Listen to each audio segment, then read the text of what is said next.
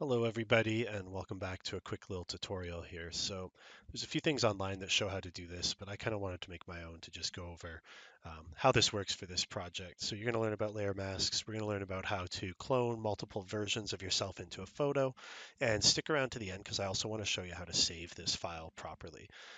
So I'm in Photoshop here and I am on a PC. So if you're on a Mac, I'll say the command, but it works basically the same. What we want to first do is before we do anything, we just want to load our files in. And this is actually the cool little trick because if you do it this way, it's going to load all your images into a stack, and that's going to save you a lot of time. So what we're going to do first is we're going to go up here to File. We're going to go down here to Scripts, and then we're going to say Load Files into Stack. Now it helps, of course, if you've already put your pictures into a folder, and I've explained that in a previous video how important that is. So I'm assuming you've done that. So we're going to load files into Stack. And right here, we're going to click on Browse. And now we're going to find our pictures. So I have put mine on my desktop, and it is this Many of Me folder right here. So I'm going to click on that.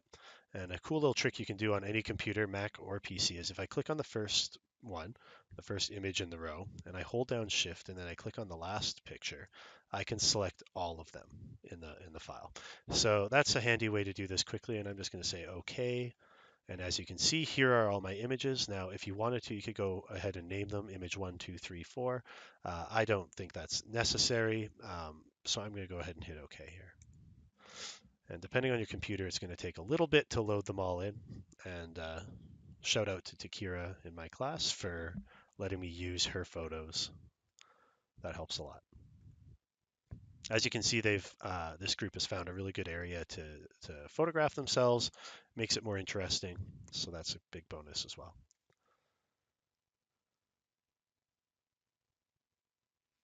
So we're just waiting for the pictures to load. And there we go. So I have all my images now. They're all neatly stacked. The layer that's on top is the layer you're going to see. And I can click the little eyeball here, and that's going to reveal the photo underneath. So I can see this photo now. So as I click that eyeball, I can see where we are. So what we want to do basically is we want to cut little holes into these images so that I see all the images that come below it in the stack.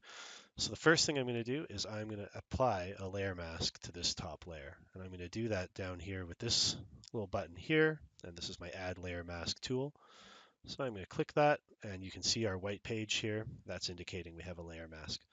With any layer mask, it's always important to make sure you've selected the layer mask and that you're not selected here or somewhere else in the image. So I'm going to go back to my layer mask like so. So I don't necessarily know where Takira is standing in the photo that comes below it. So a handy little trick that I'm going to show you to do that is to drop the opacity of this top layer. And I can do that right here. And I'm going to click on that and I'm going to pull that down. And as I do that, I can start to reveal a ghost-like image of what's underneath this layer. And that's super handy. So now, if we remember from a previous lesson, all I need to do is paint black on this layer mask to punch through this layer and reveal what's underneath it. So I'm going to go over here. My primary color right now is white, so I'm going to click this little arrow, flip it to black, select my brush. I'm going to use the large bracket to make my mouse bigger, and I'm going to paint in right here. Oh, now it's not working because my opacity on my brush is actually still at 30% from a previous tutorial. So let me just boost that up to 100. And there we go. That's much better. Now, I don't have to keep in the lines necessarily when I'm painting over my subject. And the reason for that is because the camera was on a tripod when this was shot. And this group did a very good job at aligning their backgrounds. So the background is the same in both photos, so it doesn't really matter. I've now cut through the layer mask, and you can see that black writing right here.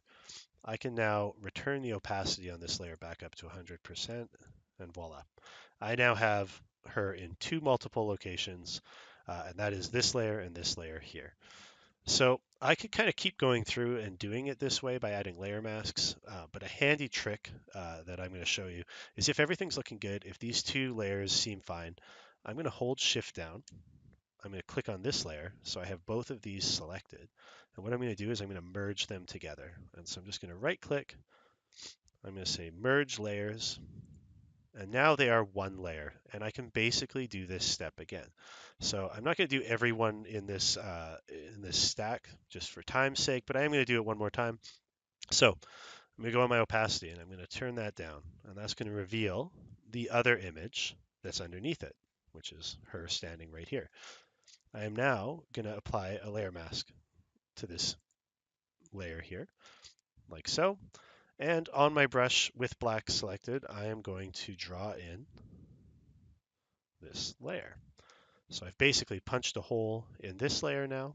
I can return the opacity back up to 100%. And there we go. Now we have 3 people in the photo, and I can keep doing this all the way through. I'm not going to do that. Like I say, I think at this point we get the gist of it. If any of that went too quickly, you can always rewind, rewatch what I did. But for now, I'm going to show you how to save this. And it's a little bit different on a Windows versus a Mac, but the gist of it's the same. So I'm going to go File, I'm going to say Save As. Now, if I'm not done my project, I might want to leave it as a Photoshop document. What that means is it's going to save it in such a way that I can open this up again later and keep working on it. It's going to preserve all the layers, everything. It's going to open it into Photoshop. But I don't want that anymore. I'm done with this picture. So I'm going to call this Many of Me. That's the name. Like I say, on a Mac, it's a bit different, but it's the same overall. Here, by default, you're going to see the word Photoshop written. Now, I don't want it as a Photoshop document now. What I want it as is a JPEG, and specifically this top one here, this JPEG. So I'm going to select that from the list, and you'll notice it reveals the other images in this folder, because images are, of course, JPEGs. And I'm just going to leave it as Many of Me, leave it as JPEG. The location is good. This is a fine place to save it. And I'm going to hit Save. Now this window is going to pop up. Basically, this is telling you how many pixels we want to have in the photo. Unless you're planning on printing it or doing something which would require a very large file, it's fine to leave this at 8. That's the typical default, so I'm going to leave that at 8. I'm going to hit OK, and we're done. So there it is. That's how we do it. It's not too hard, but if you have any issues with that, I'm of course in the classroom, and you're welcome to come ask me. So that is the tutorial. Good luck. And like I say, be creative, do something interesting in your shot, and you'll have a great time with it.